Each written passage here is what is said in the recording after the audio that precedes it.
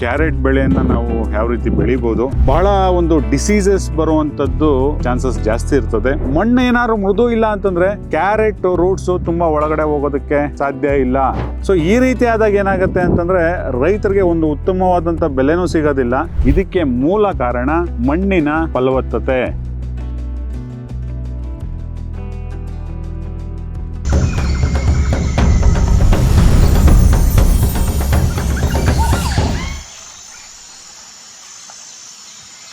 ನಮಸ್ಕಾರ ವೀಕ್ಷಕರೇ, ಉತ್ತಮವಾದಂಥ ಒಂದು ಕ್ಯಾರೆಟ್ ಬೆಳೆಯನ್ನು ನಾವು ಯಾವ ರೀತಿ ಬೆಳಿಬೋದು, ಒಂದು ಒಳ್ಳೆ ಕ್ವಾಲಿಟಿ ಆಗಲಿ ಅಥವಾ ಖರ್ಚು ಕಡಿಮೆ ಮಾಡಿಕೊಂಡು ಯಾವ ರೀತಿ ಬೆಳಿಬೋದು ಅನ್ನೋವಂಥದ್ದನ್ನು ನಾನು ನಿಮ್ಗೆ ಇವತ್ತು ಈ ವಿಡಿಯೋ ಮುಖಾಂತರ ತಿಳಿಸ್ಕೊಡ್ತೇನೆ. ವೀಕ್ಷಕರೇ, ಆಲ್ರೆಡಿ ನೋಡಿ ನಾವು ಕ್ಯಾರೆಟ್ ತೋಟದಲ್ಲಿದ್ದೇವೆ, ನೀವು ನೋಡ್ಬೋದು.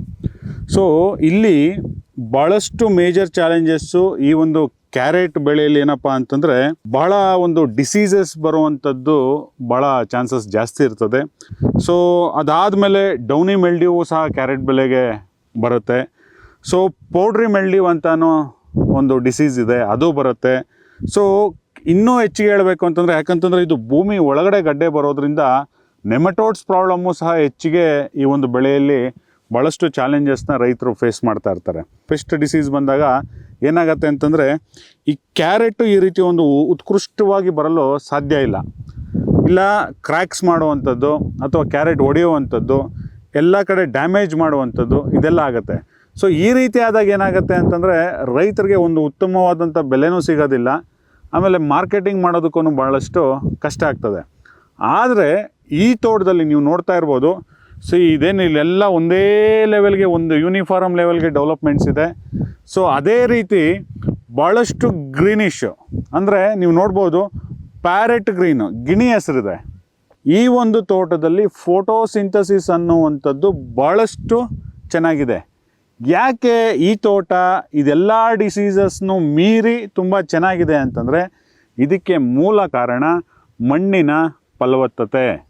ಸೊ ನೀವು ನೋಡ್ಬೋದು ಈ ತೋಟದಲ್ಲಿ ಈ ಮಣ್ಣು ಫಲವತ್ತತೆ ಆಗೋದಕ್ಕೆ ಮೂಲ ಕಾರಣ ಇವರು ಬಳಸಿರುವಂಥ ಒಂದು ಸಾಯಿಲ್ ರೀಜನರೇಷನ್ ಕಿಟ್ ಆಗಲಿ, ಇದ್ರ ಜೊತೆಗೆ ಡಾಕ್ಟರ್ ಸಾಯಿಲ್ ಜೈವಿಕ ಉತ್ಪನ್ನಗಳಾಗಲಿ, ಇದೆಲ್ಲವನ್ನು ಇಲ್ಲಿ ಕಂಟಿನ್ಯೂಸ್ ಆಗಿ ಬಳಸ್ತಾ ಇರೋದ್ರಿಂದ ಸೊ ಇವತ್ತು ಈ ಒಂದು ಕ್ಯಾರೆಟ್ ಬೆಳೆ ಉತ್ಕೃಷ್ಟವಾಗಿರೋದಕ್ಕೆ ಸಾಧ್ಯ. ತಾವು ನೋಡ್ತಾ ಇರ್ಬೋದು, ಇಲ್ಲಿ ನಾನು ಆಲ್ರೆಡಿ ಭಾಳಷ್ಟು ಕ್ಯಾರೆಟ್ಗಳನ್ನು ಇಲ್ಲಿ ತೊಗೊಂಡಿದ್ದೇನೆ. ಒಂದು ಒಳ್ಳೆ ಯೂನಿಫಾರ್ಮ್ ಸೈಜ್ ಆಗಿದೆ. ಇದೆಲ್ಲ ಒಂದು 2 ತಿಂಗಳ ಬೆಳೆ. ಇನ್ನು ಕೇವಲ ಇನ್ನೊಂದು 10 ರಿಂದ 15 ದಿವಸದಲ್ಲಿ ಇವರು ಹಾರ್ವೆಸ್ಟ್ ಮಾಡ್ಬೋದು. ಸೊ ಭಾಳಷ್ಟು ಚೆನ್ನಾಗಿ ಬಂದಿದೆ. ಸೊ ಯಾಕೆ ಅನ್ನುವಂಥದ್ದು ನಾನು ಪದೇ ಪದೇ ಹೇಳ್ತಾ ಇದ್ದೀನಿ, ಮಣ್ಣು ಫಲವತ್ತತೆ ಆಗಿರೋದಕ್ಕೋಸ್ಕರ. ಇದ್ರ ಜೊತೆಗೆ ಸಾಯಿಲ್ pH ನಿಮಗೆ ನಾನು ತೋರಿಸಿದ್ದೀನಿ ಆಲ್ರೆಡಿ ಮೀಟ್ರಲ್ಲಿ.